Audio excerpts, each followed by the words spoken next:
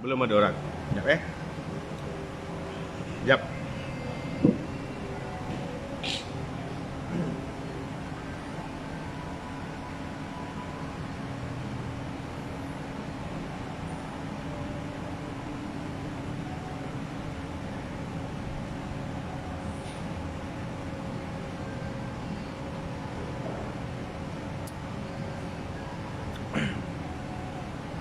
Oi, Dr. Mahdi ada.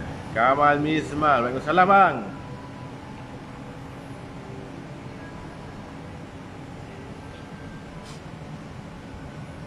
Waalaikumsalam Oisin Mahad.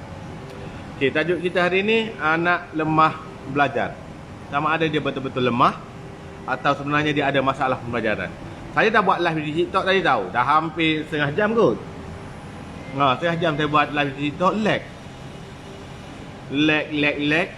Saya pun buat di FB lah. Sebenarnya di FB saya nak buat bentuk penulisan pun saya buat jugalah.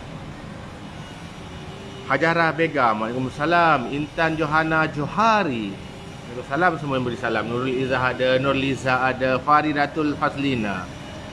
Baru dah 118 dah. Zubairah mana? Zida Hassan. Tadi di TikTok saya dah buat live di TikTok. Kami dah bincang topik ni setengah jam dah. Kemudian tiba-tiba lag. Tak boleh Jadi kita pun sambung di FB. Lah. FB okey, tak lag Barangan kulit koyum. Waalaikumsalam. Sally Ahmed, Ziao Yu. Dari TikTok dah ke FB. Puan Kamaria. Puan Kamaria tadi ada di TikTok. Kita sambung di FB pula. Di TikTok okey Mem Aloya aku lapis. Terus Milia. Okey lain, alhamdulillah. Lain di sudah tengok di TikTok. Okey. Apa benda dia Yin dah berpuluh-puluh dah Yin. Waalaikumsalam. FB okey alhamdulillah. Kat ada TikTok okey Kak Rohani. Kita sambung di FB lah. Kita mula balik. Kita kena mula balik. Di TikTok dah setengah jam dah. Amelia pun dari TikTok ke FB. Sampai hati kata anak kita lemah. Anak kita baru tahun lebih. Ariel Star. Tahun lebih tu tak boleh dikenal pasti lagi. Batu Muda jelas Ustaz Nizam dari Batu Muda. Bangi hadir. Segama on. Okey.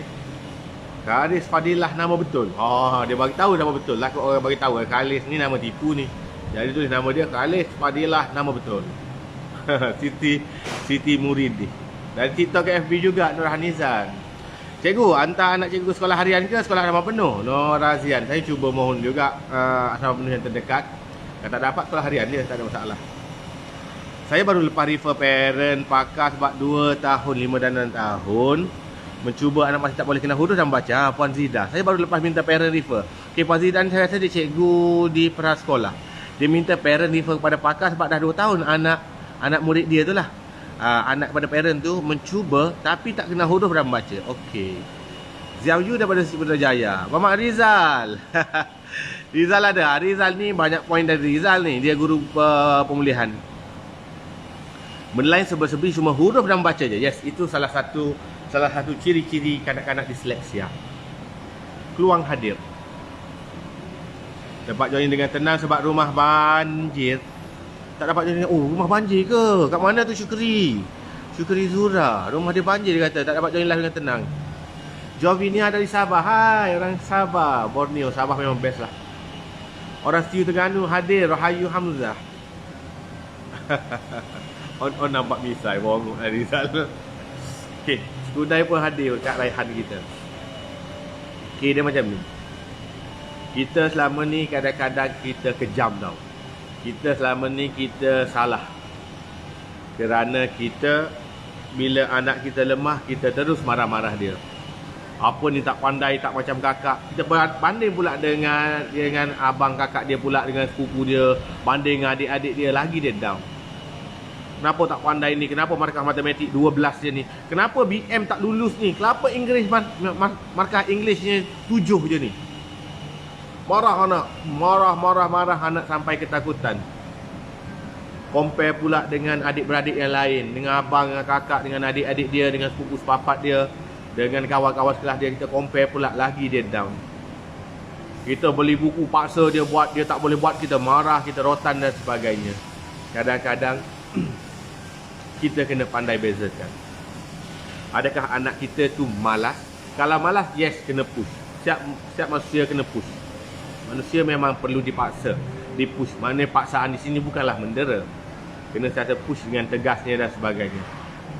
Adakah dia malas dan dia perlu dipaksa? Ataupun dia sebenarnya sakit? Dia sebenarnya tidak mampu bawa benda tu, dan kita suruh dia galas benda tu. Okay. Contoh mudah. Ada budak umur 7 tahun 3 orang. Semua nampak normal. Kita ambil bebanan 2 kg, 2 kilo gula, letak dalam plastik, suruh semua budak tu angkat. Badan semua sama besar. Budak pertama angkat, relax, dia boleh berlari pergi. Budak kedua angkat, dia berjalan, dia belengguk nak letak atas meja. Budak ketiga nak angkat, tak larat. Nak angkat, tak larat. Kita marah. Kenapa tak boleh angkat? Tengok kawan tu boleh angkat, 2 orang siap berlari lagi. Dia tu belenggang je berjalannya. Awak angkat pun malas ni. Kita marah dia, kita rotan dia. Rupanya bila dicek, budak itu tulang dia patah ataupun dia ada penyakit saraf. Dia memang tak mampu mengangkat beban. Analoginya macam itu. Sama juga anak. Yang tu ternampak dari segi fizikal. Sama juga anak. Anak-anak kita nampak sangat-sangat normal. Kalau anak Down syndrome, muka dia satu dunia sama. Jadi kalau kecil, oh Firdaus ada. GB Firdaus daripada jenis kurnia. Lagi bagus. Topik ni banyak berkaitan dengan dia. Dia lagi pakar lah. Saya cuma berdasarkan pembacaan dan tanya-tanya kawan je ni dan pengalaman lah. Cuma kita tengok anak kita nampak normal. Budak-budak yang ada masalah pelajaran ni wajah dia sangat normal. Sangat normal. Dia tak ada perbezaan. Kita tak boleh bezakan. Macam Down syndrome kita boleh nampak dah. Dia wajah dia sangat normal. Kelakuan dia sangat normal. Dia boleh urus diri, mandi, basuh berak, basuh kencing, boleh makan sendiri, tak ada tumpah nasi ke apa. Nampak? Dia sangat-sangat normal. Dia boleh membantu kerja rumah. Mak tengah masak, dia boleh potong bawang. Ayah tengah basuh kereta, dia boleh hulurkan sabun. Dia boleh berus tayar. Normal. Tapi bila dalam belajar, rupanya dia ada satu sekatan. Dia ada satu bebanan. Dia ada satu penyakit lah mudahnya kita kata. Dia memang tak boleh bawa. Dia memang tak boleh kenal huruf. Dia pasti tulis dengan terbalik. Dia memang nombor sangat lemah. 3 tambah 2 tu dia tak boleh kira. Dah buka jari 3, dah buka jari 2 ni, dia masih lagi tak mampu mendapat jawapan. Okay? Padahal dia normal. Kita nampak dia normal. Sebenarnya dia ada masalah-masalah pembelajaran. Masalah pelajaran ni banyak. Bukan sekadar yang famous kita sebut ADHD, autism, disleksia. Dia ada diskalkulia, disgrafia, dispraksia. Banyaklah dis laginya. Saya pun tak hafal semua. Yang kita tahu sedikit sebanyak je. Yang saya tahu sedikit sebanyak je. Sebab tu anak-anak perlu tahu perkembangan ibu bapa perlu tahu perkembangan anak dia. Daripada kecil kita dapat bezakan tau. Walaupun dia nampak normal, kelakuan normal, namun perkembangan kognitif dia, perkembangan otak dia, cara dia berinteraksi, cara eye contact, cara penulisan dia, kita dah boleh kesan awal. Kalau kita nampak lagi awal, lagi bagus, kita bawa jumpa doktor dan doktor sahkan boleh terapi awal-awal. Kawan saya anak dia umur 3 tahun. Dia dapat kesan awal. Sebab punca dapat kesan awal, anak sulung dia memang ada autism. Yang lain normal. Bila masuk bongsu dari kecil dia nampak lain dah. Dia dah ada pengalaman. Yang sulung ni lambat dia dapat tahu. Yang bongsu dia nampak kelainan dah. Umur 3 tahun dah dia dah boleh kenal pasti. Dan disahkan oleh doktor dah pun anak dia ada autism. Dari umur 3 tahun dah jalani terapi awal. Bila awal, proses awal ni, pemulihan dia cepat. Budak tu cepat dapat berbanding dengan lambat. Topik apa weh Teacher Fee? Topik masalah pembelajaran. Anak-anak masalah pelajaran, disleksia, autism, diskalkulia dan sebagainya. Anak saya masalah pelajaran dah bujang. Anak saya cikgu 20 tahun. Bila buat belajar mengelak je kojanya. Tak boleh, susah. Mesti stres. Ibu bapa mainan peranan mencari, betul, mencari gali apa yang mampu dibawa. Betul puan, anak dia dah umur 22 tahun dah. Tapi dia kenal pasti awal. Anak kawan saya 3 tahun. Tahun ni baru 3 tahun. Terapi kos mahal lah. Anak macam ni kos dia mahal. Dia perlukan dalam 5-6 ribu juga pun. Terapi awal. Nanti umur 5 tahun dia cuba mohon untuk jenis kurnia pula. Jenis kurnia masuk umur 5 tahun. Dia cuba mohon lah, dapat nombor 2 lah. InsyaAllah boleh dapat kot. Sebab dia pun tinggal kat sini je.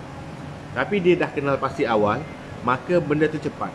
Sangat ramai ibu bapa, dia tak kenal pasti anak dia. Dia anggap anak dia normal dan dia in denial. Dia tak boleh menerima bila guru menyatakan, Tuan, anak puan ni saya rasa ada masalah pembelajaran. Tempat dia ni perlu rujuk kepada doktor kanak-kanak dan kalau benar kena masuk kelas pendidikan kelas. Di sini ramai sangat parent in denial. Dia tak boleh terima, dia menafikan, dia bahkan dia marah pula. Apa benda pula? Anak saya normal lah. Anak saya okey lah. Kat rumah dia boleh itu, boleh ini. Kenapa cikgu kata macam ni? Tak ada, saya tak ada. Anak saya bukan budak khas. Anak saya bukan kelas khas. Anak saya patut berada di kelas biasa je. Kerana ibu bapa yang in denial ini, hak anak-anak itu dinafikan. Perkembangannya mereka makin terbantut. Makin terbantut, tak boleh pergi jauh. Kerana apa? Adakah salah dia? Tak, dia tak salah. Yang salahnya kita ibu bapa tak menyadari kemampuan anak kita. Satu. Yang kedua, bila orang dah kenal pasti anak kita ada masalah pelajaran, kita menolak, kita menafikan hak anak kita untuk berada di tempat sepatutnya. Okey? Di tempat sepatutnya. Di tempat sepatutnya di mana? Kelas pendidikan khas lah. Orang kita ada satu persepsi, ada satu pandangan yang buruk tentang kelas pendidikan khas. Mereka anggap kelas pendidikan khas itu merupakan kelas untuk anak-anak autism, anak-anak Down syndrome, anak-anak masalah penglihatan, pendengaran, percakapan. Dia kata itu untuk anak-anak cacat cikgu, anak saya normal. Normal anak saya. Kenapa cikgu nak suruh anak saya masuk di kelas itu? Ini satu pemahaman, satu persepsi yang perlu diubah daripada otak mentaliti masyarakat kita. Kelas pendidikan khas bukan sahaja mendidik anak-anak yang memang tak ada keupayaan. Dari segi penglihatannya, butanya, bisunya, pekaknya, Down syndrome-nya, autismnya. Bukan sekadar itu. Itu pun mereka dah jaga, ada kemahiran dah. Tapi mereka juga terlibat memulihkan anak-anak masalah pembelajaran. Anak-anak masalah pembelajaran ni, kelas pemilihan cikgu macam mana? Masih wujud ke? Masih? Ni nanti saya akan ulas bab kelas pemilihan. Dia berkait rapat semua ni. Kelas aliran perdana, pergi ke pemilihan, pergi pada pendidikan khas, pergi ke jenis kurnia. Semua dalam satu topik yang kita akan bawakan malam ni. Okey. Kak Apah cikgu, terima kasih. Terima kasih Kak Apah. Jadi persepsi ibu bapa ni silap, kena ubah dulu. Ibu bapa selalu anggap kelas pendidikan khas ini memalukan dia. Dia takut nanti adik-beradik dia tanya, anak kau tu masuk kelas pendidikan khas ke? Dia sangat takut. Dia takut kawan-kawan sekerja dia tanya, anak kau masuk kelas pendidikan khas? Dia rasa terhina, dia rasa kelas pendidikan khas untuk anak-anak yang tak ada upaya, yang cacat, yang tak normal. Sedangkan anak dia normal. Salah, kena betulkan persepsi ni dulu, kena betul dulu. Mak ayah tolong betulkan persepsi ni jika anak kita ada keperluan itu. Kelas pendidikan khas adalah satu kelas yang membantu pelbagai jenis murid yang Down syndrome lah, tapi termasuk juga anak kita yang lemah tadi. Kita berlaku zalim kerana kita tak ada ilmu. Kita kekurangan pengalaman. Jadi kita marah anak kita. Kenapa bodoh sangat ni, lembab ni, tak pandai ni. Markah matematik 7, BM 12, apa ke benda ni? Paksa dia belajar, beli buku banyak, bawa rotan pula dia. Sedangkan sebenarnya hak dia bukan di kelas aliran perdana. Hak dia di aliran pendidikan khas. Tadi ada satu soalan bagus di TikTok. Tadi saya dah live di TikTok. Setengah jam kemudian lag. Saya pindah ke sini. Ada puan tu bagi tahu dia kenal pasti anak dia 2 orang. Seorang autism, seorang ADHD. Dia kata, cikgu, boleh tak saya tak nak masukkan anak saya di kelas pendidikan khas. Saya nak masukkan kelas anak saya ke kelas aliran perdana. Sebab saya dah kenal pasti anak saya dari awal. Saya dah jalani terapi untuk dia. Saya dah guide dia, saya dah bimbing dia. Saya sangat pasti. Dia tak ada tulis macam ni, aku je tambah-tambah ni. Saya tambah-tambah nak bagi sedap sikit. Saya sangat pasti. Tak ada ayat sangat pasti ni, saya tambahlah. Nak menceritakan kod ada orang sama situasi. Saya sangat pasti anak saya kalau berada di aliran perdana, kelas biasa, dia mampu bawa diri. Dia mampu belajar dengan baik, dia mampu faham dengan baik, dia mampu bersaing dengan adil dengan murid-murid lain. Jadi sebab saya dah kenal pasti awal, dari umur 3 tahun lagi saya dah latih dia, bawa dia ke terapi. Jadi boleh tak saya tak nak masukkan dia ke kelas aliran perdana, kelas pemulihan khas, pendidikan khas, saya nak masukkan kelas biasa. Okey, ini pandangan peribadi saya. Mungkin betul, mungkin tidak. Please dapatkan second opinion, dapatkan pandangan kedua daripada mereka yang lebih pakar. Okey, ini pandangan peribadi ya. Mungkin betul, mungkin salah. Kalau kita dah kenal pasti anak kita ada autism dan ADHD. Puan tadi anak dia dua orang, seorang autism, seorang ADHD.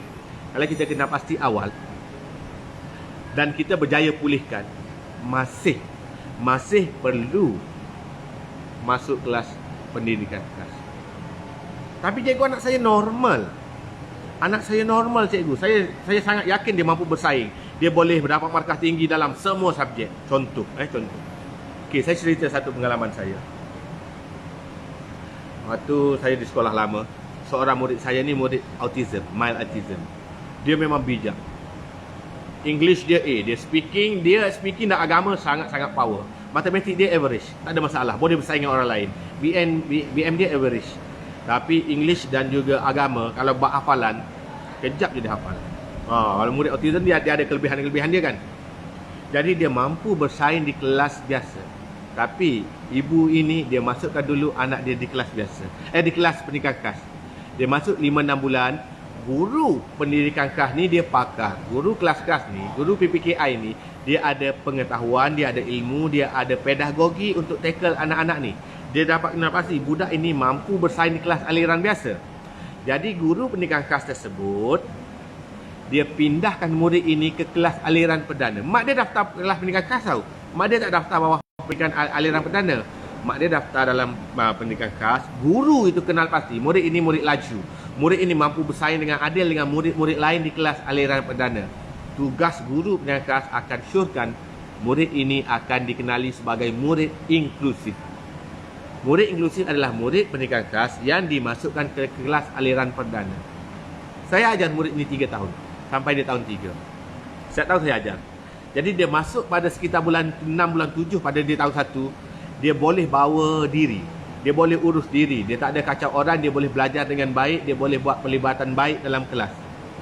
Dan markah dia pun bukan yang terakhir, dia di pertengahan lah, tidak terlampau pandai, tidaklah terlampau slow. Murid daripada kelas pendidikan khas, mild autism, murid ni. Lupa, nama saya lupa. Kemudiannya, murid ini boleh berada di aliran perdana tau. Sebab kita dah daftar dulu dalam pendidikan khas. Pada tahun 3. Waktu tu dia dah darjah 3 dah. Saya dah ajar dia dah masuk 3 tahun. Saya ajar matematik juga. Waktu di tahun 1 saya ajar dia BM. Di tahun 3 saya ajar dia matematik. Suatu hari waktu saya tengah mengajar kelas tu, tiba-tiba menjerit dari belakang. Saya pusing tengok, seorang budak tangan dia berdarah. Berdarah tangan. Kena gigit dengan murid autism tadi. Kena gigit. Dia mengamuk, saya nak pegang ni, tak ada dah. Dia tantrum dah. Dia tendang, dia tak ada rasa hormat pada cikgu dah, dia tak ada hormat pada kawan-kawan dah sebab dia tak boleh kawal lah diri dia. Itu bukan diri dia lah. Dia tengah tantrum. Tak boleh tenangkan. Susah sangat. Kena peluk pegang, kena panggil nama. Dah. Kena jerkah macam tu baru dia slow down. Kemudian kita maklumkan kepada PK Petang waktu tu, Madam Lee PK Petang, maklumkan kepada PK Petang. PK Petang pula maklumkan kepada mak ayah dia, mak ayah murid yang tangan berdarah ni. Ayah dia tu bodybuilder kot, badan besar gitu. Datang sekolah, waktu nak balik dah. Balik anak dia tunjuk tangan berdarah, batang ayah dia nak marah kepada pihak sekolah lah. Saya ada waktu tu dengan penolakan petang. Datangnya, kenapa ni cikgu anak saya sampai berdarah tangan ni? Lepas tu bila kita terangkan yang serang anak dia itu adalah murid istimewa lah kita kata, murid berkeperluan khas lah. Anak dia tu, ayah dia tu cool down. Oh, minta maaf cikgu, saya tak tahu. Okeylah, anak saya pun tak ada teruk sangat ni. Itu bagusnya hubungan parent ni bagus juga. Jadi dia boleh menerima, kita bagi tahu pada parent murid tu juga, dan kita bagi tahu kepada guru pendidikan khas. Esoknya murid tu datang, murid tu masuk kelas dia biasa, cikgu pendidikan khas masuk dalam kelas aliran perdana, tarik murid tu keluar, bawa ke kelas pendidikan khas di bawah sana untuk dipulihkan. Itu kelebihan bila kita daftar dengan pendidikan khas ini. Jadi murid ini berada dalam kelas pendidikan khas lebih kurang 2 minggu. Minggu ketiga masuk balik aliran perdana. Dalam masa 2 minggu, guru-guru pendidikan khas memang dia ada skill. Dia ada kepakaran, kemahiran yang tak ada, yang saya tak ada, guru biasa tak ada. Memang mereka pakar bahagian tackle anak-anak seperti ini. 2 minggu ni dia train murid ni. Tak boleh tantrum, bagaimana nak kawal diri, emosi nak marah ke macam mana. Dia boleh kawal. Selepas 2 minggu, cikgu pendidikan khas hantar balik kelas aliran perdana. Okey, murid ni dah boleh kawal diri dia. Jadi murid tu belajar balik dalam kelas aliran perdana sampai habis tahun. 2 minggu je ditarik balik.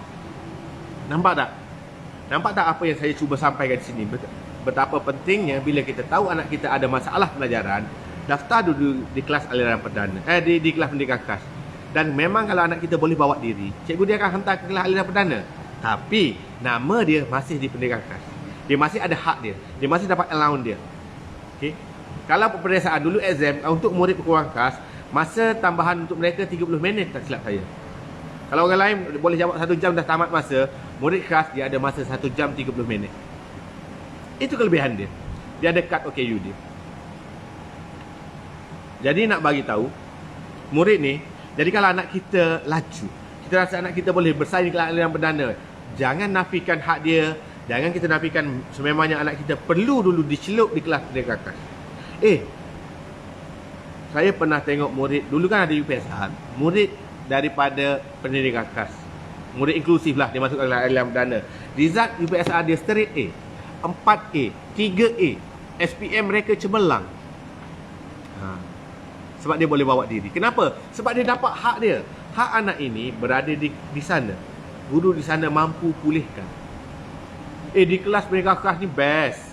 Sangat-sangat banyak kelebihannya. Antaranya 1 orang guru hanya jaga 7 orang murid. 7 je tau. 1 orang guru jaga 7 orang murid. Anak kita dapat special treatment, dapat special layanan, dapat special tunjuk ajar. 7 je. Ada pula pembantu PPM ni, pembantu pengurusan murid ni, PPM ni, pembantu guru, pembantu PPKI ni. Bantu pula anak kita nak pergi urus diri, pergi tengah tantrum ke apa, ada orang tenangkan, guru boleh handle murid lain. Ada pembantu pula. Dia ada allowance lagi. Silibus dia lebih rendah. Di pendidikan khas lebih rendah, banyak kepada basic. Dan dia banyak pada pengurusan diri, memasaknya, cara sikat rambutnya, cara rapikan pakaian. Tadi kan sekolah, saya tak baca komen. Bila saya bercakap, saya minta maaf. Bila saya bercakap, saya tak baca komen. Saya memang sejenis yang orang tak boleh kami bercakap dan baca komen. Jadi saya terangkan dulu. Kalau saya ada salah, bagi tahu. Tolong up komen jika apa yang saya bagi tahu ni salah. Sebab bukan 100% kepakaran saya bab ni. Saya bercerita berdasarkan pengalaman dan juga pengetahuan melalui pembacaan. Apa tadi?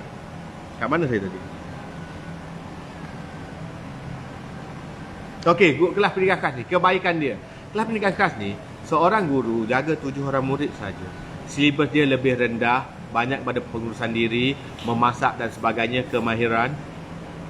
Lagi dia ada pembantu dan dia boleh dimasukkan ke kelas aliran perdana bila-bila masa murid itu bersedia.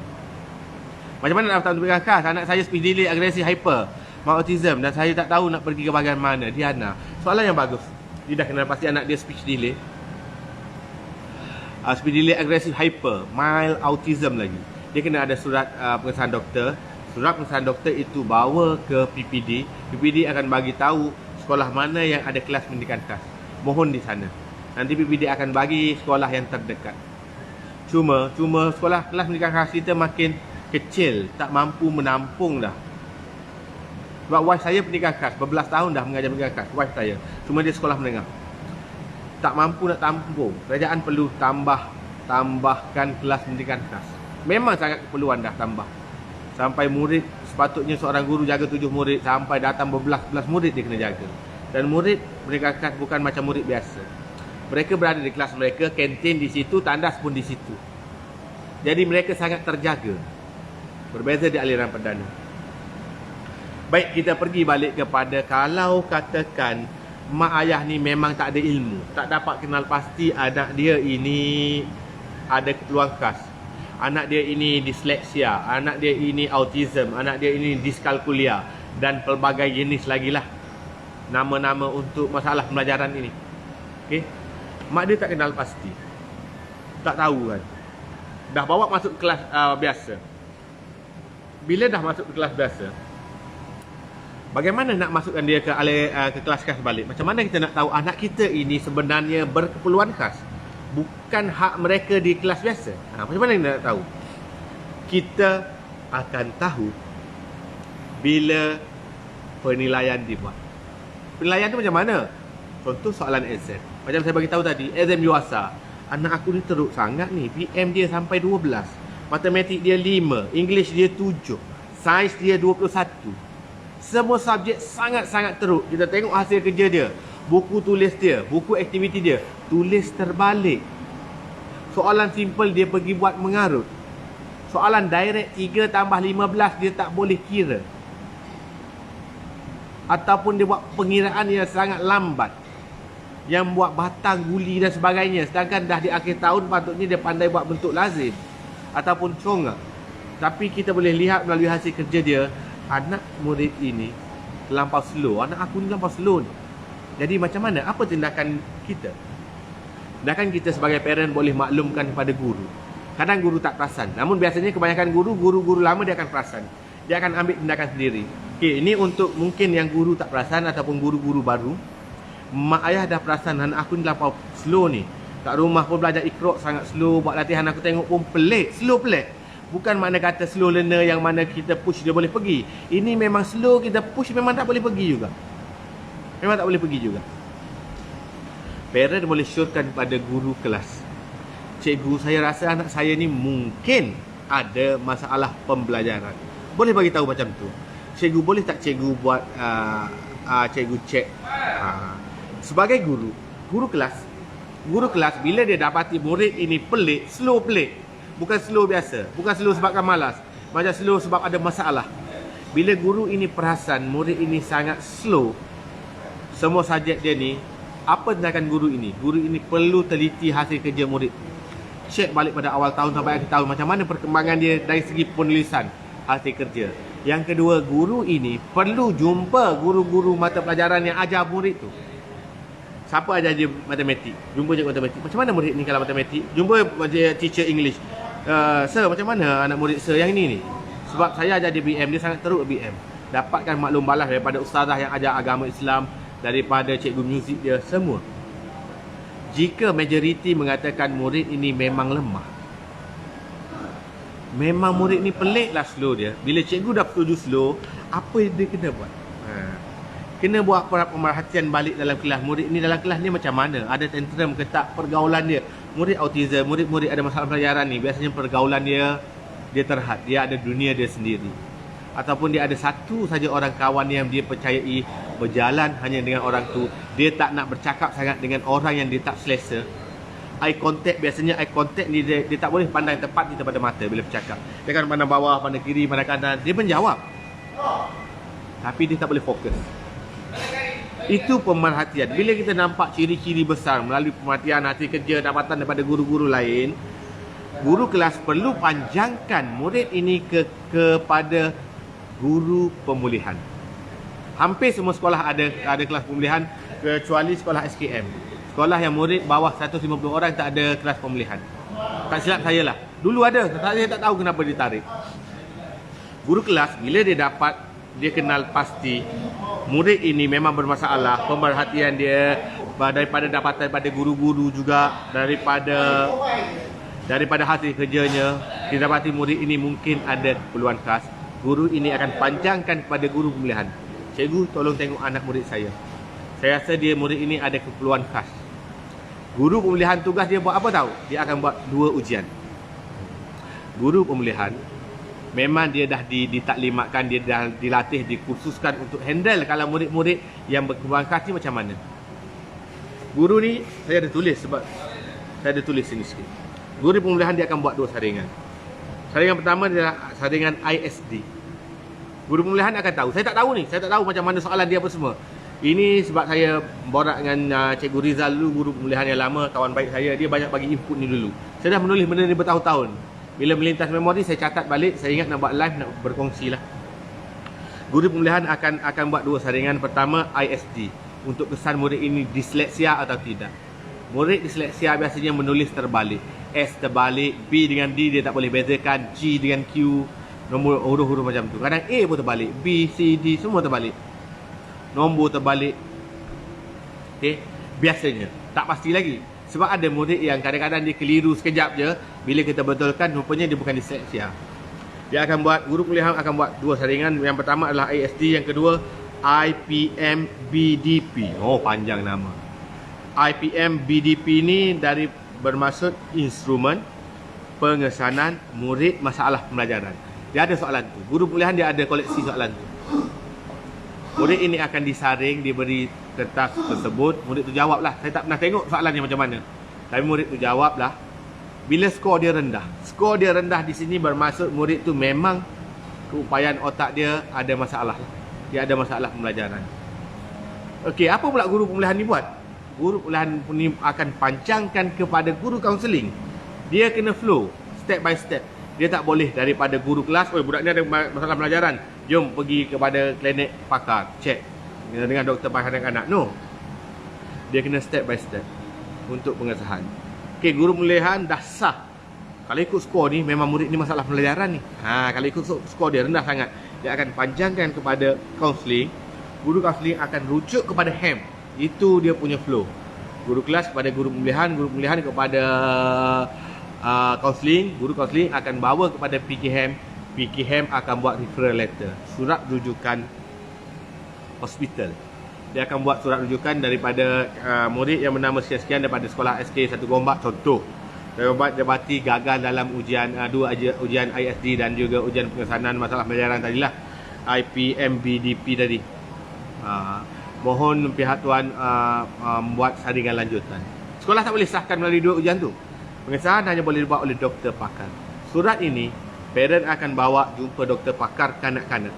Kalau di sekitar Gombak ni, sekitar KL ni, banyak hospital yang ada doktor pakar kanak-kanak ni. Kat luar kadang-kadang limited sikit. Kalau kat KL ni banyak. Antaranya di Hospital Selayang, pergi ke unit Mekah. Unit Mekah khas untuk menyaring murid-murid macam ni. PPUM pun ada, hospital-hospital lain pun banyak juga. Yang ada doktor pakar kanak-kanak yang boleh mengesahkan anak kita ini ada masalah pelajaran, yang boleh bagi pengesahan dan melalui pengesahan doktor. Terima kasih Cikgu Fadli. Banyak parent yang kurang pengetahuan. Yes. Melalui pengesahan doktor ini baru anak kita layak nak daftar kelas pendidikan khas. Flow dia macam tu. Dia tak boleh kita rasa, anak aku ni tak boleh buat ni, tulis sebalik ni, saya rasa disleksia ni. Bawa murid itu nak pergi daftar pendidikan khas. No, tak boleh. Dia tak boleh suka-suka daftar masuk macam tu. Dia mesti ada surat pengesahan doktor. Mohon melalui PPD. Oi, Mr. Lee Peh masuk. Assalamualaikum. Makan Mr. Lee. Malam ni tak ada buat live kali. Jadi flow dia macam tu. Flow dia macam tu, doktor saja boleh keluarkan surat pengesahan. Surat pengesahan ini parent kalau dapat, tolong parent, tolong jangan in denial. Tolong jangan menafikan. Tolong ikut saranan doktor, bawa anak daftar ke kelas pendidikan khas jika anak kita laju. Jika guru pendidikan khas anggap anak kita boleh bawa diri di kelas aliran perdana, murid ini akan menjadi murid inklusif. Jangan risaulah. Yang pertama, dapatkan dulu hak dia di kelas pendidikan khas dulu. Okey. Dapat. Azhara Ajwa. Waalaikumsalam. Baru masuk ke? Kami dah nak habis. Jadi macam mana pula guru tahu murid tu memang masalah, parent pula pun setuju. Tapi bila dah hantar ke hospital untuk disaring masalah pelajaran, mereka kata murid itu normal. Ini masalah paling besar. Banyak sangat masalah berlaku. Bila disaring doktor kata murid itu normal. Yes, ini masalah juga ni. Macam saya kata, dapatkan second opinion. Jika doktor tu kata normal, murid ni boleh berada di aliran perdana, sedangkan semua guru yang mengajar murid tersebut berpendapat murid ini tak boleh bawa diri di kelas aliran perdana, terlampau lemas, terlampau slow, tantrum, kacau orang, tak boleh tumpu, tak boleh fokus. Antara ciri-ciri dia. Semua guru bersetuju, sepakat. Parent pun setuju. Parent dia tak in denial. Parent dia menerima anak aku ni ada masalah ni. Tapi bila dibawa kepada doktor pakar test macam normal. Bila macam normal macam tu, soalan yang baik cuba cari doktor yang kedua. Cari hospital lain pula. Bagi tahu juga ni. Sebab kita bukan nak kata doktor yang pertama tu salah, tidak. Tapi sebab kita rasa ada strong hujah lah, hujah yang kukuh. Kita rasa ada strong sebab yang kukuh. Kenapa aku nak cari second opinion ni daripada doktor lain ni? Kerana pandangan orang lain ni yang berhadapan dengan murid ni. Doktor tu saring sekejap dan mungkin waktu saringan itu Soalan tu dia pernah jawab, murid tu mungkin dia ingat-ingatkan, tiba-tiba jadi pandai waktu tu sekejap. Tiba-tiba lulus segala ujian. Mungkinlah cuba bawa ke doktor lain. Ataupun boleh jumpa balik doktor sama, bagi tahu doktor tu, doktor, cikgu-cikgu dia berpandangan gini. Ini hasil kerja dia. Kita boleh attach hasil kerja daripada sekolah. Surat saranan daripada PKM pula, daripada unit kaunselingnya, skor markah daripada guru pemulihannya. Untuk doktor pertimbangkan balik.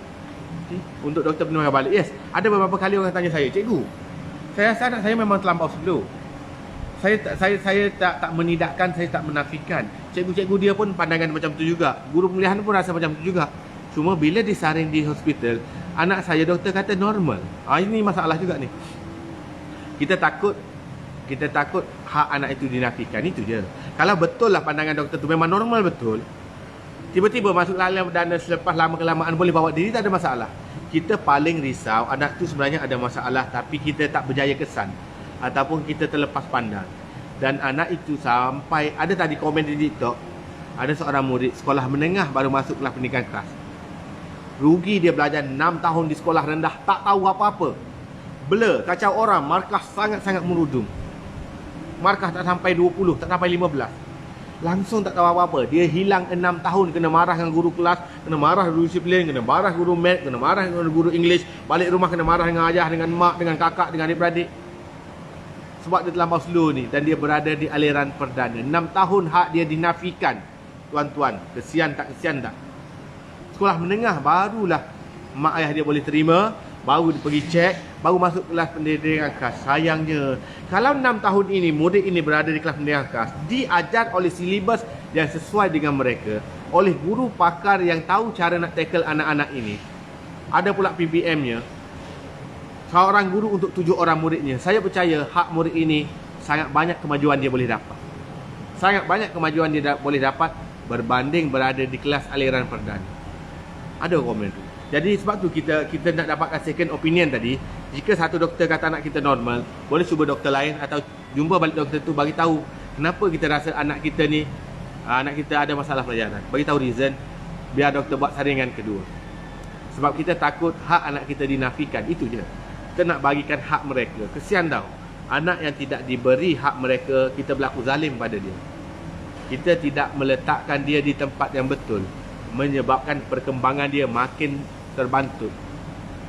Dulu zaman-zaman saya dulu, kita tak tahu istilah pendidikan khas ni, tak tahu disleksia, diskalkulia ni, autism apa semua ni. Kita tak tahu. Dulu kalau murid lemah, murid nampak bendul, oi nu bendul, dulu bendul. Gelar dia bendul. Oh murid tu lembam dulu, lembab, oh bodoh. Padahal rupanya dia bukan. Dia tak mampu nak bawa seperti kita. Walaupun rupa dia normal. Zaman dulu kan. Zaman sekarang sangat banyak kesedaran. Jadi jangan malu. Cuba bagi hak anak-anak kita tersebut. Okey. Ada allowance tu. Murid pendidikan khas saya tak salah 1.5 kot allowance sebulan. Saya rasa lah. Banyak kelebihan pada kelas PPKI. Kesian anak-anak tidak berada di tempat betul-betul. Asara ajwa. Sangat banyak kelebihan. Tolong jangan menafikan kalau kita rasa. Dan tak ada masalah. Kalau anak kita boleh kawal diri, boleh ikuti dengan baik, cikgu akan hantar ke aliran perdana. Dan percayalah, pergilah tanya mana-mana guru pendidikan khas. Ramai juga murid daripada kelas pendidikan khas cemerlang dalam akademik. Dapat UPSR 3A, 4A. Sekolah selama saya ada kelas pendidikan khas, ada murid pendidikan khas dapat 4A. Murid biasa pun tak dapat A langsung. Murid yang berada dalam kelas pendidikan khas dapat 4A tau, UPSR.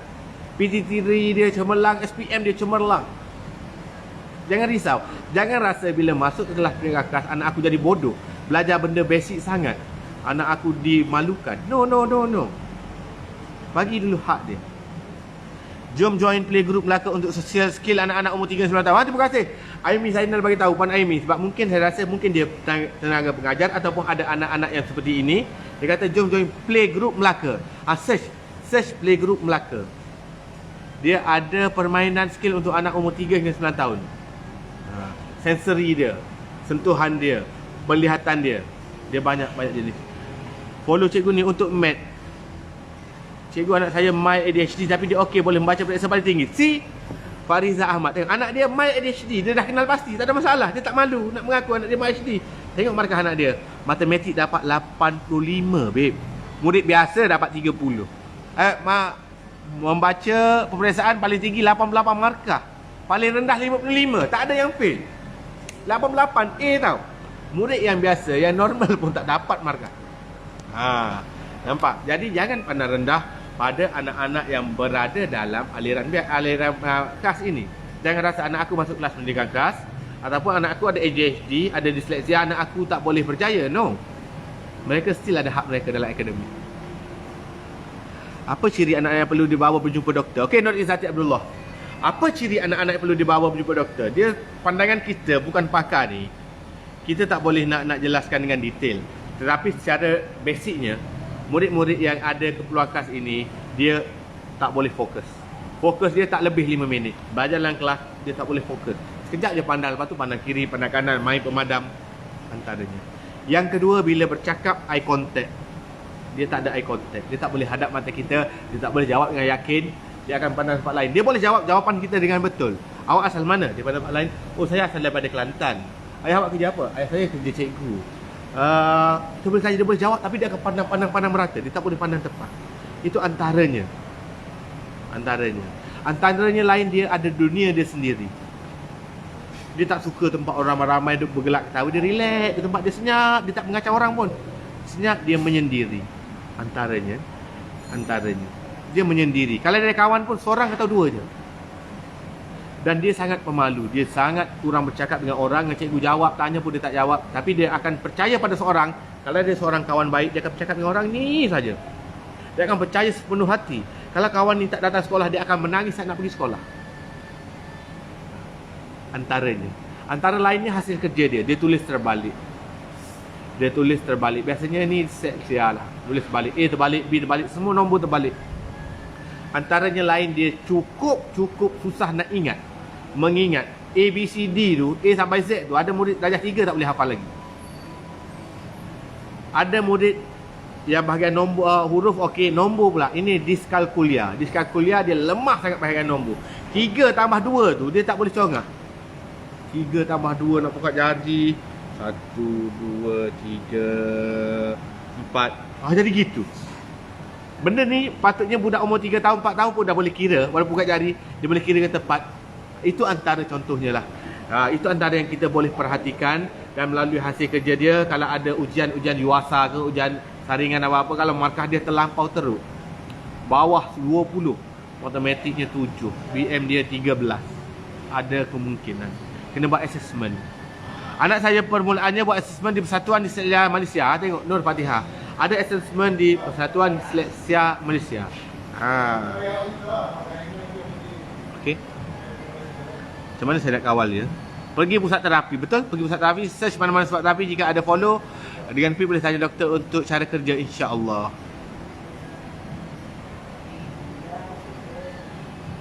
Saya rasa dia high functional. Yes, ada anak-anak ni dia high functional. Ada seorang anak saudara saya, dia very high functional.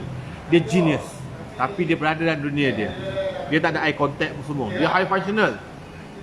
Speaking memang cair. Dia ada yang high functional. Jom cikgu jadi cikgu PPKI, Hifdan. Janganlah, siapa nak jamin. Wife saya cikgu PPKI. Wife saya dah berbelas tahun dah cikgu sekolah menengah. Jadi saya ada tahu dah sikit. Anak ada dia suka mengacau orang hyperaktif. Yes. Anak saya buat appointment jumpa doktor pakar psikiatri. Sebab ada cikgu di sekolah yang dapat kesan anak saya maybe ada HDHD, betul? Kerana dia ada masalah macam cikgu cakap lah, dia suka mengacau orang, hyperaktif. Tapi kerja sekolah yang cikgu bagi paling awal siap. Yes. Ada, saya sepanjang saya mengajar, saya jumpa murid hyperaktif dan ADHD ni, saya rasa ada 3-4 orang. Ada 3-4 orang. Terbaru ada seorang. Sebelum ni murid ni pandai. Kerja paling cepat siap. Dia mula bosan dia mengacau orang. Dia keluar tanpa minta izin. Murid ni pandai, Masya Allah. Murid tu tinggi, murid ni salah satu. Nama dayang tu. Tapi dia mengacau orang, very hyperaktif. Bercakap tak berhenti. Dia cakap sikit, dia cakap. Kita cakap sepatah, dia jawab 10. Tuntang. Dia very smart. Murid bijak.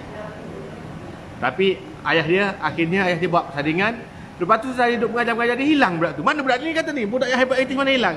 Ayah dia dah buat saringan assessment kat mana-mana. Dan memang disahkan anak dia ada ADHD dan juga hyperaktif. Murid itu dihantar ke kelas pendidikan khas. Kemudian ni saya jumpa balik murid tu di tahun 2. Dia hantar sekejap je. Kalau murid ni Murid yang laju, boleh bergaul dengan orang ramai, dia hanya dicelup sekejap di kelas negara. High functional ni apa ya? Siti Fadil. Okey, high functional ni murid yang autism. Anak autism ataupun anak berkebutuhan khas ni, dia sangat berkemahiran. Contohnya dia kadang-kadang dia ada satu dua je. Contohnya ada seorang murid saya ni. Dia kalau agama TikTok, dia boleh hafal surah sekejap dia. Dia tahun 3, dia hafal surah juzuk ke-30 tu, Quran kecil kita tu, mukadam tu, dia hafal semua dah. Dengan lancar berserta tajwid, berserta taranum. Tapi dia autism.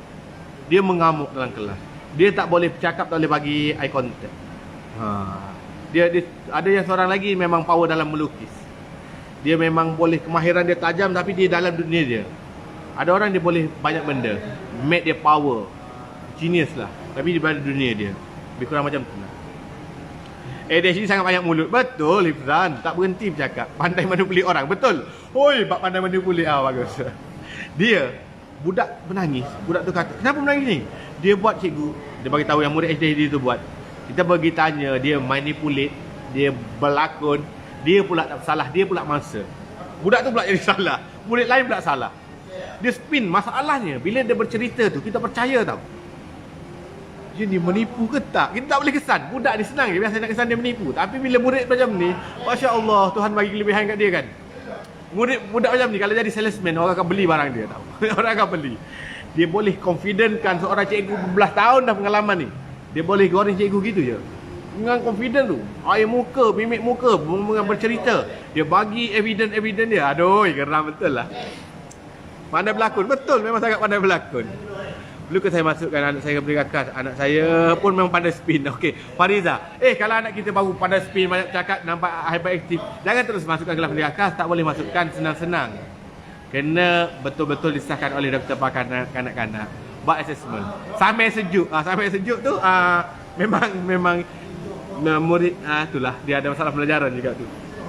Muka tak kerut langsung. Betul.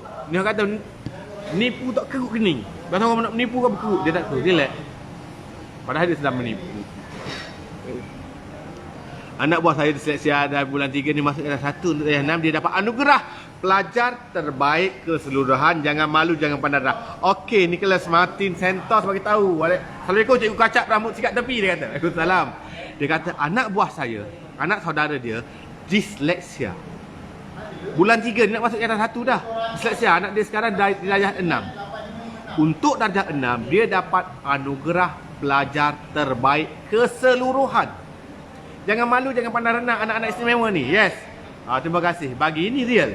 Tengok, real. Kalau kalian dengar cerita saya anak murid cikgu dulu itu ini, ya tak cikgu ni bohong. Tengok ada orang real bagi tahu anak saudara dia terbaik dalam aliran tahu. Nombor 1 dalam aliran. Sedangkan dia disleksia, menulis terbalik. Tak bergaul sangat dengan orang. Dia ada tak masa-masa dia menjerit, dia tertekan, dia tantrum dan sebagainya. Tapi bila berada di tempat yang betul, dalam kelas pendidikan khas, guru-guru yang ada kepakaran, pengalaman mengajar, mendidik sebagainya, apa jadi? Tengok murid tu pergi, berdasuk perginya. Terbaik keseluruhan aliran tahu, bukan terbaik dalam kelas. Kalau tahun 6 tak ada 300 orang murid ni nombor 1. See? Jika anak saya tak fokus, suka berjalan. Yes, ini antaranya, Diana. Tak fokus antara ciri-ciri utama. Tak fokus, susahnya nak fokus. Suka berjalan, betul. Satu kelas dia pusing. Cikgu cakap semua dia istimewa. PPD kata, okey, saya berbelah bagi juga. Nak bawa jumpa doktor. Bawa dulu jumpa doktor. Jangan berbelah bagi. Bawa dulu jumpa doktor. Kalau doktor kata, okey, normal, teruskan di aliran pedang. Jangan. Okey? Sebab saya takut dia belum matang. Tak. Mak-mak sangat perasaan ni. Tak. Jangan kata dia belum matang. Kawan saya, anak dia 3 tahun dah disahkan dah. Bila dia disahkan awal, dia dapat pergi terapi awal. Murid ni dapat hak dia awal. Dia dapat kawal diri dia dengan baik daripada awal. Jadi perkembangan dia tidak tersekat tau. Sebab kita bagi hak dia. Jadi murid macam inilah boleh jadi terbaik dalam aliran. Murid macam inilah dia akan jadi potensi dia dalam seni ke, dalam kesenian ke, dalam penulisan ke, dalam akademik ke, dalam hafazan ke, dapat dicuki lawan. Jangan malu. Jangan berbelah bagi nak jumpa doktor. Bawa je jumpa doktor. Biar doktor tentukan. Kalau dia kata, anak puan ni tak ada apalah. Anak puan normal ni. Biasalah murid nakal sikit. Tak boleh fokus ni, tak boleh fokus murid yang biasa. Bukan tak boleh fokus murid masalah pembelajaran. Then go on masuklah aliran perdana. Penting sangat buat saringan puan. Puan Diana, tolong bawa anak. Terbaik buat saya buat apa dalam komen. Hilang kerisauan saya nak masuk anak. Oh, Nur Fatihah, jangan risau nak bawa anak ke PPKI. Tunggu keputusan BPD. Alhamdulillah. Baca komen-komen. Yang saya percaya malam ni ramai yang anak-anak mereka memang ada keperluan khas dan berada di kelas PPKI. Dan mereka nampak kemajuan anak mereka berada di sana. Okey, ni saya nak bagi tahu satu benda. Untuk parent yang in denial, yang menafikan anak dia ni ada autism, ada keperluan khas, dan tetap letak anak kita dalam perdana, percaya atau tidak, anak kalian dibuli. Cikgu tak boleh buat apa sampai satu tahap. Sebab budak tetaplah budak. Budak tetaplah budak. Mengejek ni sikap budak. Kita dulu budak juga kan. Kita duduk mengejek kawan kita, panggil nama ayah dia lah apa, bodoh lah apa semua kan. Anak kita, jika mereka berkeperluan khas, kita letak dia aliran perdana, percayalah dia sentiasa dibuli. Kawan-kawan ejek dia bodoh, lembab. Kawan-kawan akan panggil dia dengan gelaran-gelaran tak sepatutnya. Kita nak marah budak dia satu lebih-lebih, tak boleh juga. Memang kita marah. Bila ada dua, kita marah, jangan mengejek gitu gini. Tapi budak, kena faham satu, budak semua tu tak matang. Salah siapa? Salah kita, orang dewasa yang matang, meletakkan budak itu di dalam tempat yang bukan sepatutnya. Sebab kita menafikan. Kita dalam fasa in denial, tak boleh terima kenyataan anak aku ini berkeperluan khas. Kita letak di kelas biasa. Di kelas biasa, guru keluar masuk. Lepas waktu BM, waktu matematik, guru matematik ini mungkin sebelum tu mengajar di blok sebelah tahun 3. Kelas anak kita tahun 1, nak turun ke kelas 5 minit. 5 minit tak ada guru dalam kelas. Macam-macam berlaku tau. Macam-macam boleh berlaku. Boleh berlaku cederaan, boleh berlaku ejekan, boleh bertumbuk. Murid keluar kelas, berlari, berguling-guling. 5 minit je guru lambat. Guru tu di blok sebelah. Atau guru mungkin waktu nak ke kelas tu, guru besar panggil, ada benda urgent yang perlu dia bagi tahu. Ataupun guru itu nak kencing, nak terberak dan sebagainya. Tak kisahlah. Lambat sikit guru masuk. Dan dalam satu kelas biasa, satu kelas 40 orang murid, macam mana cikgu nak kawal anak kita seorang?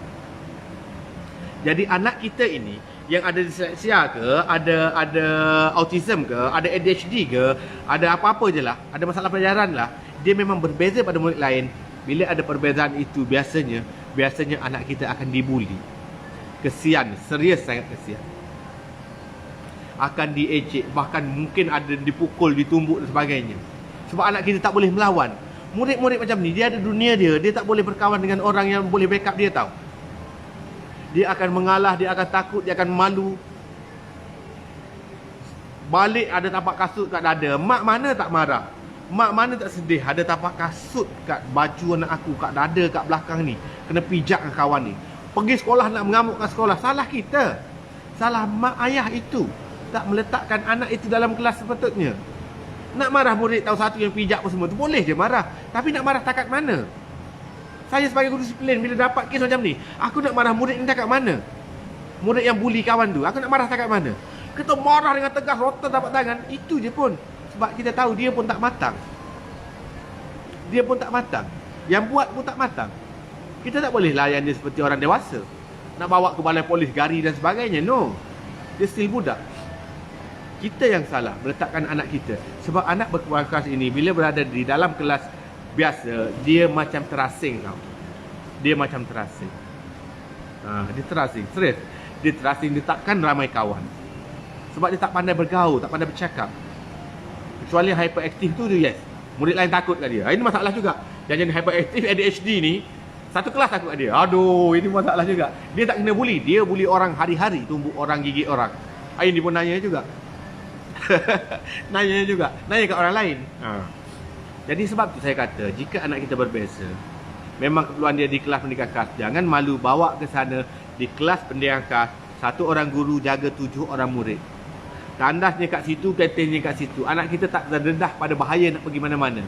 Kelas aliran perdana, nak pergi tandas, nak sampai ke tandas jumpa murid tahun 6, anak kita tahun 3 kena tumbuk murid tahun 6. Sebab fizikal dia ke, cara percakapan dia ke, orang saja nak bully ke, sebab dia nampak lembab ke, lemah ke, nampak betul ke, nampak orang kata lurus bendul ke, dibuli. Nak pergi kantin kena bully pula kat kantin, kena potong queue-nya waktu beratur, kena tolaknya, kena gelaknya. Sentiasa ada risiko itu. Bila berada di kelas pendidikan khas, 1 orang guru jaga 7 orang murid, ada pembantu, kantin kat situ, makan di situ, tandas kat sebelah. sentiasa dalam kawalan, dalam pemerhatian guru.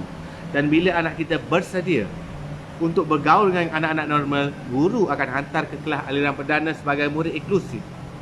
Nampak tak?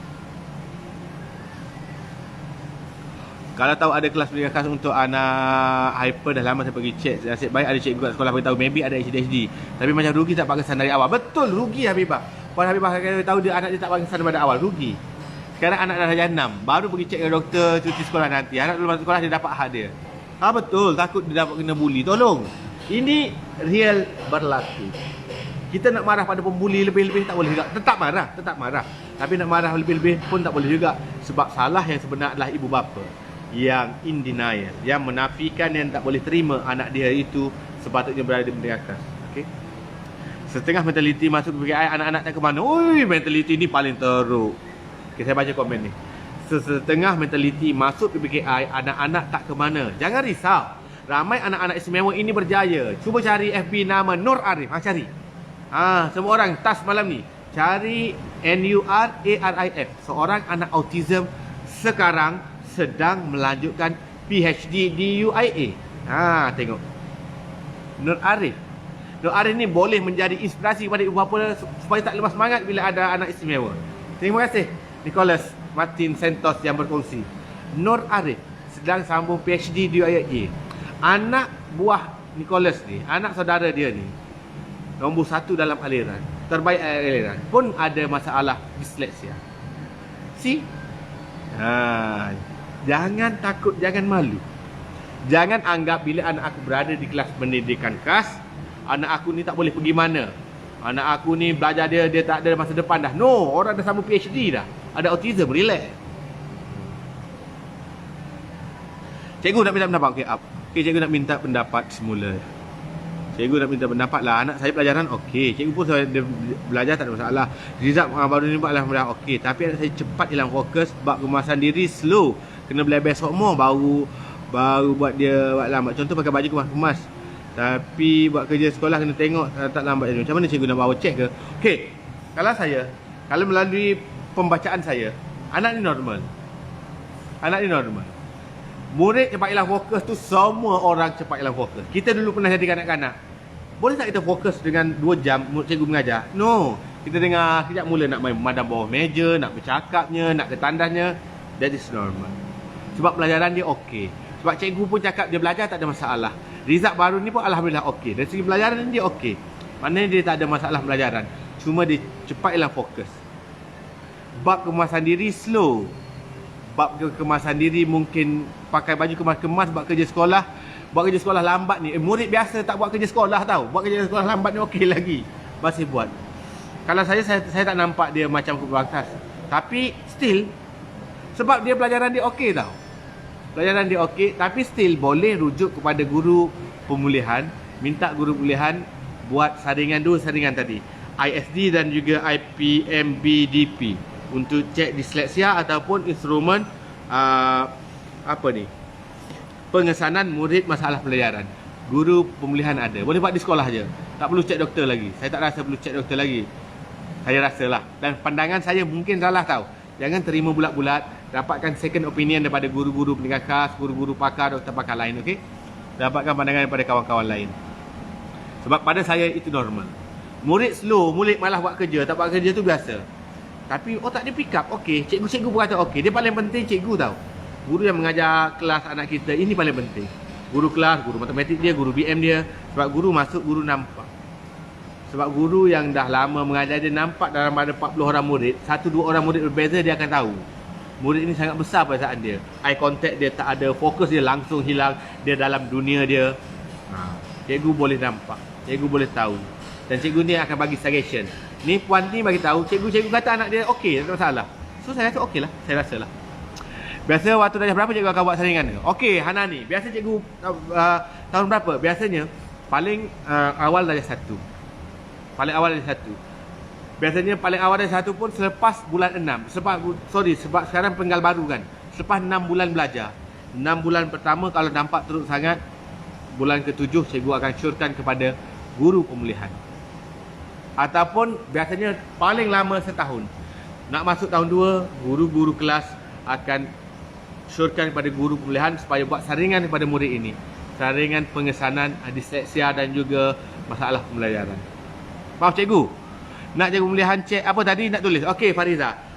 Okey macam ni. Puan Fariza nak tulis. Okey, saya bagi tahu balik. Flow dia. Puan Fariza baru masuk ni saya rasa. Guru, ibu bapa ni nampak di rumah, anak dia slow. Dapat result UASA baru ni, anak dia semua fail. Guru pula nampak result dia lemah. Ibu bapa boleh bincang dengan cikgu kelas. Cikgu tak rasa ke anak saya ada masalah pembelajaran? Boleh bincang. Guru kelas pula dia boleh cek balik. Semak balik keputusan murid ini. Betul lah gagal semua ni. Guru kelas dia kena dapatkan maklum balas daripada guru-guru lain. Guru kelas ni mungkin mengajar BM. Dia kena jumpa cikgu matematik. Macam mana dengan Aina? Contoh nama Aina. Macam mana lah Aina kalau matematik Aina teruk lah matematik. Dia tak boleh fokus, dia gitu gini. Jumpa cikgu English pula. Ni tugas guru kelas. Dia akan jumpa guru-guru subjek nak collect data bagaimana Aina dalam kelas waktu subjek tersebut. Yang kedua melalui semakan hasil kerja. Dia kena cek balik hasil kerja. Banyaknya tulisan terbalik. Banyaknya kerja dia tak buat. Yang ketiga, dia melalui pemerhatian. Murid ini boleh fokus tak? Bila bercakap eye contact dia boleh tengok mata tak? Murid ini berada dalam dunia dia sendiri tak? Ada kawan tak? Boleh bergaul dengan elok tak? Bila dia nampak ada ciri-ciri ketara murid ini ada masalah pelajaran, guru kelas akan panjangkan kepada guru pemulihan. Guru pemulihan dia pulihkan murid yang slow learner, bukan murid masalah pelajaran tau. Tapi guru kelas akan syorkan murid ini macam ada masalah pelajaran lah. Boleh buat ujian saringan tak? Guru pemulihan kelas dia dah tahu dah. Ini kepakaran mereka telah dikursuskan, mereka tahu apa nak buat. Guru pemulihan dia akan buat 2 saringan. Yang pertama, satu saringan dikenali ISD. ISD ini untuk untuk mengesan murid disleksia sahaja. Saringan ni. Dan instrumen kedua, assessment kedua ialah IPM BDP. Indonesia, Putrajaya, Malaysia, Bangladesh, Denmark, Pakistan. IPM BDP. IPM BDP ini singkatan untuk instrumen pengesanan murid masalah pembelajaran. Ini tugas guru pemulihan. Biasanya mereka akan saring mematu murid di tahun 2 atau tahun 3 berdasarkan syur daripada guru kelas. Dua benda ni, ISD dan IPM BDP. Bila dapatan skor dapat markah yang sangat rendah, yang bermakna kata murid ini hampir pasti ada masalah pembelajaran, guru pemulihan kelas dia tak ada kuasa nak kata murid itu disleksia, murid itu autism, diskalkulia, disgrafia, murid ini ada masalah. Tak boleh, dia tak ada kuasa. Dia cuma ada data. Dia cuma ada data tentang instrumen assessment yang dibuat tadi. Data ini dipanjangkan kepada guru kaunseling. Guru kaunseling bila tengok data dia faham, okey, ini murid ini kemungkinan besar murid berkeperluan khas, murid yang ada masalah pembelajaran. Guru kaunseling akan jumpa PKM bagi tahu, cikgu, dalam kelas 1 UM tadi ada seorang murid Aina tadi, guru pemulihan dah buat saringan, markah dia ni mungkin murid peluang khas. Bila PKM dapat info macam tu, guru penolong kanan tugas dia buat referral letter, buat surat rujukan doktor. Saya pada pihak yang berkenaan, saya PKM SK 1 Gombak contoh. Saya dapat ini referral letter, bahasa dia lah. Dia PKM tahulah tugas dia tu macam mana. Contohnya, antara isinya bagi tahu ada seorang murid di sekolah saya ni, selepas dibuat 2 ujian tersebut, murid ini dapat skor rendah dan kami syak mereka murid ini ada masalah pelajaran. Minta tuan cek balik. Surat referral letter tadi bawa jumpa doktor pakar kanak-kanak. Dia tak boleh doktor biasa tahu. Doktor pakar kanak-kanak. Kalau di Selayang, pergi unit Mekah. Unit Mekah khas untuk pengesanan. Di PPUM ada, di banyaklah klinik ada. Boleh Google. Bukan semua hospital ada tahu. Bawa tunjuk doktor, ini pada sekolah bagi pada anak saya. Saya rasa anak saya ada masalah pelajaran. Jadi bila doktor boleh uji. Jadi doktor ni akan bagi appointment, panggil doktor akan uji anak kita, dan ujian akhir dari doktor inilah yang mengesahkan murid ini benar-benar ada masalah pelajaran ataupun murid ini sebenarnya slow learner biasa sahaja dan boleh dipulihkan. Okay. Bila ada pengesahan doktor, baru anak ini, pengesahan doktor itu pula bawa ke PPD, tunjuk ke PPD, saya nak mohon kelas pendidikan khas untuk anak saya. PPD pula akan listkan sekolah yang ada pendidikan khas. Bukan semua sekolah ada kelas pendidikan khas. Bukan semua sekolah. Dan saya rasa kerajaan patut tambah kelas pendidikan khas. Biar semua sekolah ada. Sebab murid luar khas sekarang sangat-sangat ramai. Tak mampu tampung dah dengan kelas yang sedia ada. Okay? Kalau ada pegawai KPM sedang mendengar, YB ke, pegawai khas dia ke, sedang mendengar, tolong usulkan, tambahkan kelas pendidikan khas. Banyakkan, terutama di tempat-tempat padat seperti Kuala Lumpur, Selangor, Penang, Johor. Tempat-tempat padat. Tambah, banyakkan. Jadi, PPD akan listkan sekolah yang ada kelas pendidikan khas. Kebanyakan sekolah di KL penuh. Kebanyakan. Jadi, dia akan masukkan anak kita ke sekolah terdekat yang tak penuh. Jangan pula bersoal kenapa PPD tak bagi sekolah sebelah rumah. Sekolah sebelah rumahku ada kelas pendidikan khas. Mungkin sekolah tu dah over dah, murid dah melimpah-limpah dah. Tak mampu tampung dah. Sebab tu terpaksa ke jauh sikit. Macam tu. Itu flow dia. Boleh faham Itu flow dia. Sekolah PPR kurang cikgu, betul. Justru dah sangat-sangat kurang. Betul, saya tahu. Kena tambah dan perbanyakkan kelas pendidikan khas. Tolong tambah.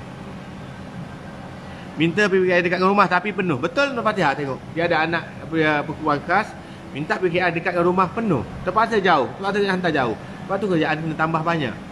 Tambahlah kelas pendidikan khas ni. Ini untuk anak-anak permata negara kita. Okay. Untuk permata negara kita, kerjaan perlu ambil serius. Perlu bagi perhatian. Sebab siapa yang KRU tu? Adri Norman apa benda tah yang anak dia ada autism. Sebab anak dia autism, dia pindah ke UK. Kerana apa? Dia tinggal semua pekerjaan dia di Malaysia, harta benda di Malaysia, dia pindah ke UK sebab dia dah kaji di seluruh dunia antara kerajaan yang terbaik bagi hak anak-anak yang berkebutuhan khas adalah UK. Dia sanggup pindah. Tak salah saya Adri ke Norma? Adri tu. Adri pindah ke UK tau. Di sana dia sangat menjaga hak-hak anak ini. Jadi kita nak di Malaysia pun sama. Bagilah hak anak ni, tak ada masalah pun. Bagi hak anak-anak autism, dan sebagainya lah. Adri KRU, betul lah Adri. Pindah ke UK tau. Kenapa dia pindah? Menunjukkan Malaysia masih kurang kesedaran dari pihak kerajaan untuk menjaga kebajikan anak-anak ini. Masih kurang tempat terapinya, fasilitiesnya untuk anak-anak ini. Anak-anak ni dia ada kinestetik dan sebagainya. Dia ada pusat-pusat terapi dia. Dia ada alatan permainan yang dia perlu sesuai dengan dia, yang tak sama macam orang biasa. Dan kita sangat very limited. Dalam Malaysia ada beberapa buah je tempat-tempat yang sesuai untuk anak ini bermain, untuk anak ini terapi, anak ini dipulihkan. Sangat sikit. Di UK sangat banyak pilihan. Okey. Jadi kita perlu kalau ibu bapa yang ada anak-anak kelas pendidikan khas, tolong sama-sama perjuangkan. Saya tak ada anak macam tu, tapi saya tetap perjuangkan. Saya tetap perjuangkan untuk hak anak-anak ini. Sebab saya masih rasa hak mereka masih dinafikan, mereka masih dianaktirikan, banyak hak mereka belum dapat. Saya cuba bawa juga benda ni dari dulu lagi. Bukan kali pertama saya buat live benda ni tahu. Bukan kali pertama saya menulis tentang kelas pendidikan khas, kelas pemilihan anak-anak disleksia, anak-anak autism ni. Bukan kali pertama. Siapa follow saya dah bertahun-tahun dah. Saya tak ada pun anak-anak macam tu. Alhamdulillah anak saya biasa je. Tak adalah mau pandai tapi bukanlah berkebutuhan khas. Tapi saya tetap perjuangkan. Sebab saya rasa kita boleh buat lebih baik. Kerajaan yang ada boleh bagi hak yang lebih baik pada anak-anak. Sebab tu saya cuba perjuangkan juga. Jadi ibu bapa yang ada anak-anak macam ni, ada anak saudara, ada anak jiran, ada anak kawan-kawan, bantu support mana-mana orang, mana-mana individu, mana-mana NGO, mana-mana apa benda yang berkaitan hak dengan anak-anak ni, tolong support. Tunjuk support. Klik like, share ke, komen ke. Itu support. Oh, up ni. Anak saya sekarang 6 tahun. Susah nak fokus, matematik slow, kuat tantrum. Tantrum ada nak saring di mana cikgu? Kalau belum masuk sekolah boleh saring di tadi ada satu orang kongsi tadi, dia buat assessment awal dengan Pusat Disleksia Kebangsaan, Pusat Disleksia Malaysia. Tapi saringan sebenarnya di Doktor Pakar Kanak-kanak. Itu saringan sebenarnya Syida. Tempat dia. Doakan saya anak baru 2 minggu masuk PPKI. InsyaAllah, jangan risau. Kalau anak masuk PPKI, gembiralah ibu bapa. Sebab kita tahu anak kita berada di tangan yang betul. Guru yang betul mengajar dia, guru yang ada kepakaran, pengalaman, ada pembantu lagi. Anak kita pula takkan dibuli sewenang-wenangnya. Ada juga berlaku kes buli sikit-sikit di PPKI ni. Tapi cepat settle lah sebab guru ada. Biasalah budak bergaduh dan sebagainya kan. Tapi dia tak seperti aliran perdana. Okay, anak berada di kelas PPKI, dia dapat hak dia. Jangan risau. Tadi dah ada orang komen dah. Anak saudara dia tadi, darjah 6 terbaik seluruh tahun 6 nombor 1. Padahal anak dia disleksia. Anak saudara disleksia. Jadi jangan anggap anak aku berada di PPKI, anak aku tak boleh maju jaya, anak aku tak boleh cemerlang, anak aku tak boleh masuk universiti. No. Nur Arif seorang autism sedang menyambung PhD di UIA. Saya yang normal tak ada PhD. Dia autism. Jadi jangan rasa anak kita kalau ada masalah tak boleh pergi jauh dalam pelajaran. No. Dalam pekerjaan, no. Berapa ramai orang yang ada masalah pelajaran ni kerja hebat-hebat. Okey. Hospital swasta RM700 untuk mengesana. Ini nanti. Di hospital swasta terpilih, bukan semua hospital swasta ada. Ada hospital swasta 700 untuk saringan. Mahal juga, mahal. 700 tu kira murah tau. Terapi, kawan saya, anak dia 3 tahun, dikenal pasti ada autism. Dia nak buat terapi daripada umur 3 tahun, kos 7,000, 6,000 lebih. Untuk daftar dan sebagainya. Mahal tau. Sebab tu Andrew sampai pindah ke UK. Sebab kita tak banyak. Bila benda tak banyak, dia akan menaikkan harga. Okay. Contoh paling mudah, kipas. Ni kipas. Ni saya jual kat TikTok tadi. Contoh kipas. Sekarang ramai sangat musim panas. Contoh, musim panas, kipas ni limited. Kipas ni ada 10 biji je. Siapa nak dapatkan kipas ni, saya letak harga dia 1,000. Orang tetap bayar. Kerana apa? Kerana limited. Jadi orang yang tak berduit kesian, tak dapat hak mereka. Tapi kalau kipas ni ada banyak, orang jual RM10 je. Ni saya jual RM10 je, ada lampu lagi. Jual kat TikTok je lah. Kan saya ada kedai gadget. Tapi nak bagi tahu, sebab banyak RM10 je. Sebab tu pengesanan di hospital swasta sampai 700. Kalau kerajaan boleh perbanyakkan tempat-tempat pengesanan, hospital swasta tak ada saingan, tak ada orang pergi hospital swasta ataupun kurang orang, dia akan murahkan. Orang kata, kalau pergi hospital kerajaan free. Dan semua hospital kerajaan boleh buat dengan mudah. Tak perlu appointment 3-4 bulan. Jadi orang akan pergi ke hospital kerajaan. Hospital swasta nak tarik orang balik, dia kena rendahkan harga. Ada saingan kan. Saya dulu 4 kes tahun cikgu. Untuk OT je, lain-lain tak lagi tengok. 24,000 setahun untuk anak dia, Yusnira. Mahal kos dia di Malaysia, sangat mahal. Kenapa mahal? Sebab tempat tu limited tau. Sikit sangat. Kepakaran dia tak banyak lagi. Jadi Malaysia tolong, YB yang mendengar ke, orang-orang yang ada kuasa, ada jawatan yang mendengar live ni ke, tolong perjuangkan hak anak-anak ni juga. Tolong perbanyakkan kelas PPKI, tolong perbanyakkan pusat-pusat rehab, pusat-pusat terapi. Perbanyakkan peluang pekerjaan. Percayalah, peluang pekerjaan dalam bidang ni sangat luas sebenarnya. Sangat ramai anak-anak yang masalah macam ni. Cuma kita tak dapat data yang betul, saya rasa. Di kampung berapa ramai, tapi tak ada kelas PKK yang terdekat, menyebabkan berada di kelas aliran perdana. Sebab tu perbanyakkan, permudahkan saringan dan sebagainya, agar kos-kos ini akan lebih murah. Kan? Saya tak mampu buat saringan di terapi kerana harga mahal. Betul, tak ramai orang. Berapa ramai boleh mampu keluarkan 24,000 macam puan tadi. Puan tadi keluarkan 24,000 setahun untuk seorang anak. Belum kos lain lagi, minyak kereta, motor sebagainya. Sekarang anak saya buat speech delay 100 1 jam. RM100 1 jam. Anak saya dulu buat OT sejam RM79 hospital private. Sekarang dah 98 100 lebih sejam. Tengok harga meningkat. Okay. Saya rasa cukuplah dulu live malam ni. Dan saya rasa live macam ni bukan sesuai untuk semua orang. Bukan sesuai untuk semua orang, tapi sangat bermanfaat bagi golongan sasaran saya. Okay? Kan? Saya rasa malam ni banyak ilmu kita kongsikan. Kawan-kawan yang komen pun sangat banyak ilmu saya dapat daripada kawan-kawan yang komen. Sebab mereka melaluinya. Mereka ada anak seperti ini. Saya berdasarkan pemerhatian, berdasarkan bacaan, berdasarkan dapatan kawan-kawan. Ini real testimoni orang tercakap. Okay, itu saja untuk malam ni. Terima kasih sudi join live malam ni, yang sudi tag, sudi share, sudi komen. Kalau saya ada salah, saya minta maaf. Mungkin ada yang saya bagi tahu tu salah. Mungkin ada, betulkan. Saya tak ada nak kata saya yang paling betul, tak. Kalau ada saya salah, betulkan. Saya minta maaf banyak-banyak. Ilmu saya belum cukup lah tu.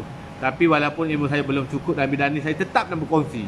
Nak tunggu ilmu betul-betul cukup, bila saya nak berkongsi. Apa yang saya tahu, saya kongsi terus. Tapi bila apa yang saya tahu itu salah, tegurlah. Tak ada masalah. Saya tak ada masalah menerima teguran. Itu saja untuk malam ni. Terima kasih semua. Assalamualaikum warahmatullahi taala wabarakatuh.